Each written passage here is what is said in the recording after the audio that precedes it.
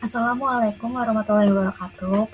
Perkenalkan, saya Muminah Khairunnisa Nurfala dengan NIM 240602009. Di sini saya dari kelas PGSDA 4 2024. Nah, pada kesempatan kali ini, di sini saya akan mempresentasikan mengenai materi tentang teaching vocabulary in primary school, yang mana dari poster yang sudah saya buat ini. Nah, poin pertama dari presentasi kali ini yang ingin saya tekankan adalah definisi. Definisi dari pengajaran kosakata itu sendiri. Nah, di mana di tingkat sekolah dasar ini kan pengajaran kosakata tuh tidak ditunjukkan untuk memperkaya saja, memperkaya jumlah kata secara masif saja, tetapi lebih dari itu. Tujuannya itu untuk membangun pemahaman dan penggunaan kata secara lebih bermakna lagi. Nah, untuk kosakata ini juga merupakan salah satu pondasi utama. Karena kenapa? Karena anak-anak itu tidak dapat berkomunikasi secara lisan saja maupun memahami pesan tertulis tanpa pembendaharaannya gitu, pembendaharaan kata yang lebih memadai. Nah, jadi tugas kita itu di sini sebagai guru bukan hanya sekedar memberikan daftar kata saja gitu, bukan hanya sekedar siswa disuruh untuk menghafal kata-kata saja, tetapi di sini kita peran guru di sini adalah untuk membantu siswa mengaitkan kata-kata tersebut dengan objek atau pengalaman nyata dalam kehidupannya sehari-hari. Jadi biar lebih bermakna dan lebih kontekstual saja dengan kehidupan mereka sehari-hari. Nah, setelah dari definisi yang sudah saya paparkan, di sini terdapat beberapa prinsip. Prinsip pengajaran dari teaching vocabulary in primary school.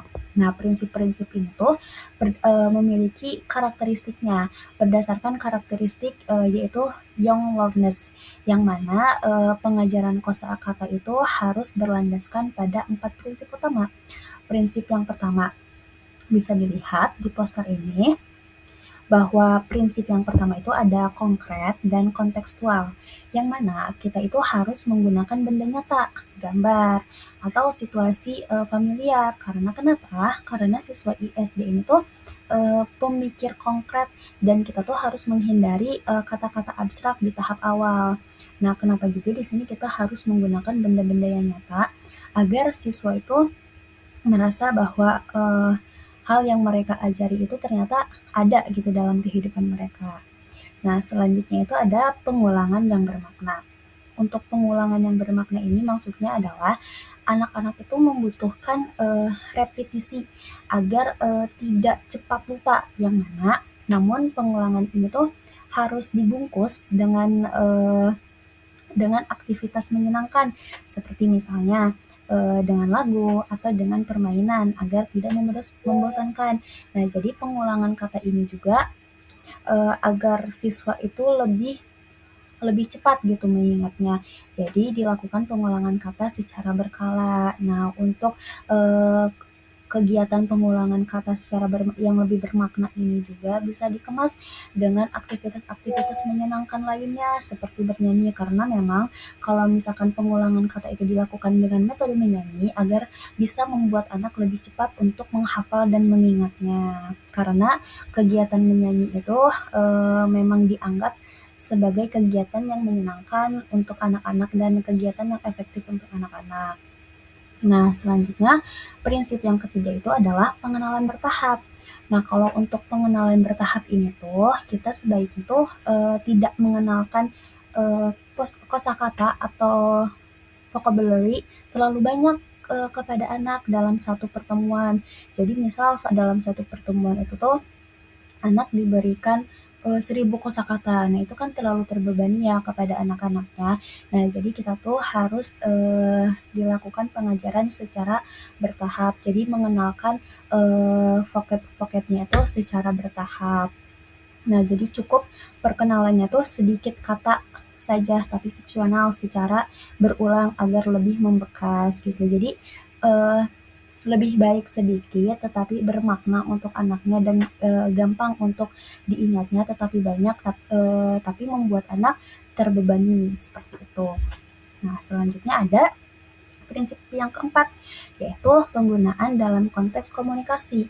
Nah, penggunaan dalam konteks komunikasi ini tuh di sini maksudnya tuh adalah siswa tuh tidak boleh hanya menghafal kata saja, tetapi juga harus memahami cara penggunaannya, terus dalam kalimat sederhananya, atau aktivitas komunikatif yang lebih nyata, seperti itu.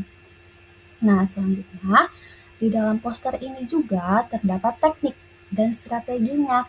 Untuk menerapkan prinsip tersebut, kita ini ada beberapa teknik efektif nih yang saya cantumkan di poster ini. Yang pertama itu teknik dan strateginya itu ada media visual dan realita. Nah, teknik media visual dan realita ini di sini maksudnya adalah menggunakan flashcard atau benda asli untuk membantu siswa menghubungkan kata dengan maknanya secara lebih langsung. Nah, jadi media visual dan realita ini juga membantu siswa untuk lebih cepat menghafalnya. Dengan flashcard dan juga gambar-gambar membuat siswa lebih cepat menghafal dan memahami makna dari kata tersebut. Selanjutnya adalah songs and chants. Nah, yang mana maksud songs and chants di sini tuh adalah irama lagu. Irama lagu yang membantu siswa mengingat kosakata dengan lebih mudah dan juga meningkatkan motivasi belajar mereka. Nah, dengan memang ya dengan pembelajaran melalui lagu itu memang cepat untuk diproses oleh siswa. Jadi siswa juga lebih cepat memahami, lebih cepat menghafal dengan lewat musik. Selanjutnya adalah Total Physical Responsive atau TPR. Nah, kalau TPR ini tuh merupakan strategi yang mengaitkan kosakata dengan gerakan. Nah, gerakannya tuh gerakan tubuh. Nah, seperti apa gerakannya tuh? Seperti gerakan melompat untuk kata jump, atau yang sangat cocok untuk siswa tuh biasanya eh, SD yang juga aktif gitu kan, kayak clap, jump. Jadi kalau misalkan gurunya menyebutkan jump, anak-anaknya langsung lompat kayak gitu. Jadi disertai dengan gerakan-gerakan yang memang anak SD ini cenderung aktif dan banyak gerak gitu.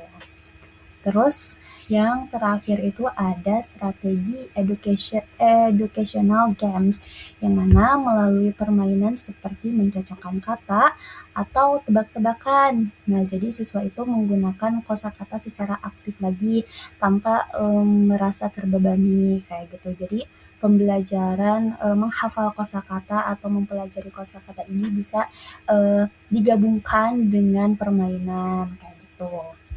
Nah, selanjutnya di sini ada simulasi aplikasi. Simulasi aplikasinya itu sebagai contoh penerapannya tuh contohnya kayak jika saya kelak menjadi guru, di sini tuh saya akan menerapkan seperti action verb. Nah, di mana action verb ini nanti saya akan menggunakan teknik TPR, yang mana saya akan memberikan instruksi kepada siswa seperti clap your hand. Nah, sambil mempergerakannya dan siswa ini mengikuti gerakan tersebut, atau untuk topik benda di sekolah. Nah, jadi di sini tuh kita bisa melakukan labeling games. Nah, di mana siswa itu menempelkan kartu nama pada objek yang tepat kayak gitu. Nah, kenapa saya memilih action verb dan labeling games? Kalau action verb itu memang sesuai ya dengan kriteria siswa SD tadi, yaitu siswa SD itu kan memang banyak gerak ya dan lebih aktif gitu. Jadi agar pembelajaran itu tidak membosankan juga, dan apa ya, kebutuhan siswa untuk terus aktif tuh terpenuhi. Jadi saya menggunakan simulasi aplikasi pembelajarannya itu dengan action verb. Nah, kalau untuk labeling games itu kenapa saya gunakan jika nanti saya menjadi guru? Karena dimana dengan menggunakan labeling game ini kan ada gambar dan juga ada kata-katanya, dan dengan pembantuan gambar ini siswa jadi lebih paham dan lebih cepat menghafal kosakata baru kayak gitu. Nah, untuk selanjutnya adalah kesimpulan. Kesimpulan dari presentasi saya dan juga materi yang telah saya buat, yang mana pengajaran kosakata di SD ini tuh harus bersifat konkret, kontekstual, dan sesuai dengan karakteristik siswa pastinya. Yang mana pemilihan media dan permainan yang tepat ini tuh akan membuat pembelajaran berlangsung tuh secara lebih efektif dan bermakna bagi siswa. Nah, mungkin sekian presentasi dari saya. Mohon maaf atas segala kekurangannya. Terima kasih. Wassalamualaikum warahmatullahi wabarakatuh.